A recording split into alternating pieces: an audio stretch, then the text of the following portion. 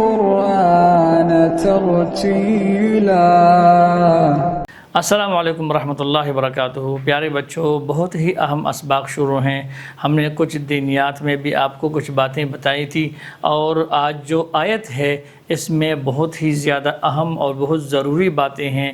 تو یہ جو آیت ہے اور اس کے اندر جو باتیں آپ کو بتائی جا رہی ہیں ان کو اچھی طریقے سے آپ سنیں، اس کو یاد کر لیں، اور آپ کے جو سرپرست ہیں، جو والدین ہیں، ان سے درخواست ہے کہ خصوصاً تمام اسباق اور بالخصوص اس والی آیت کے اندر جو باتیں ہم آپ کو بتا رہے ہیں اور جتنی اسباق اس کے متعلق ہیں ان کو آپ اچھی طریقے سے یاد کروائیں۔ تو پیارے بچوں، آپ سے کہا تھا کہ حروف مدہ وہ 3 ہیں۔ کون کون سے ہیں؟ واو،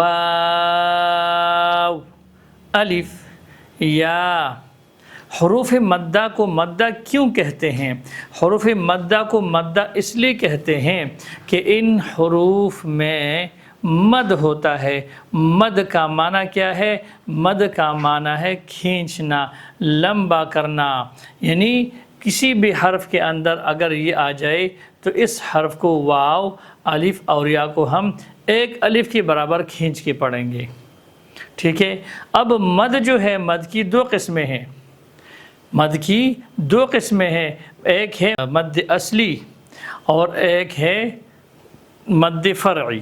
حروف مدہ میں مد ہوتا ہے، اور اس میں کس طرح مد ہوتا ہے؟ حروف مدہ کون سے ہیں؟ جیسے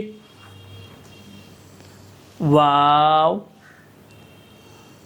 الف، یا۔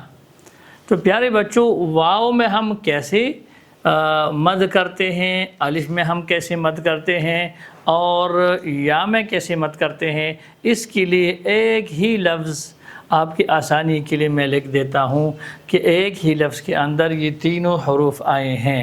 جیسے قرآن شریف کے 12ویں پارے میں ایک لفظ ہے جس کو کہتے ہیں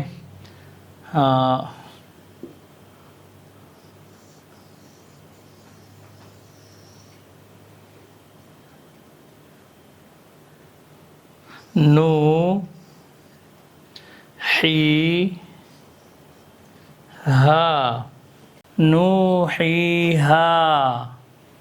یہ ایسا لفظ ہے کہ جس کے اندر یہ تینوں حروف مدہ آئے ہیں۔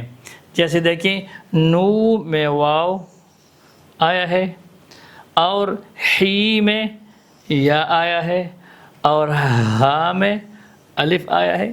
تو اگر آپ صرف یہ ایک ہی لفظ یاد کر لیں تو آپ کو حروف مدہ یاد ہو جائیں گے، یا اس کی جگہ اگر آپ ایک اور لفظ ہے وہ آپ یاد کر لیں گے تو آپ کو وہ تینوں حروف یاد آ جائیں گے حروف مدہ والے، جیسے او، ذی،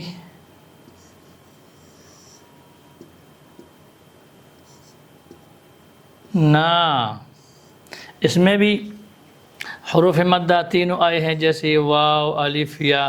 جیسے او میں واو آیا ہے، اور ذی میں یا آیا ہے، اور یہ نا میں الف آیا ہے۔ تو ان میں سے کوئی بھی لفظ آپ یاد کر لیں تو آپ کو حروف مدہ یاد آ جائیں گے۔ ہمارا مقصد آپ کو حروف مدہ یاد کرانا ہے، اور آپ حروف مدہ کو ضرور یاد کریں۔ حروف مدہ کتنے ہیں؟ حروف مدہ 3 ہیں۔ کون کون سے ہیں؟ یہ ہیں واو، الف، یا۔ یہ بہت ضروری ہے، اس کو آپ یاد کیجئے گا۔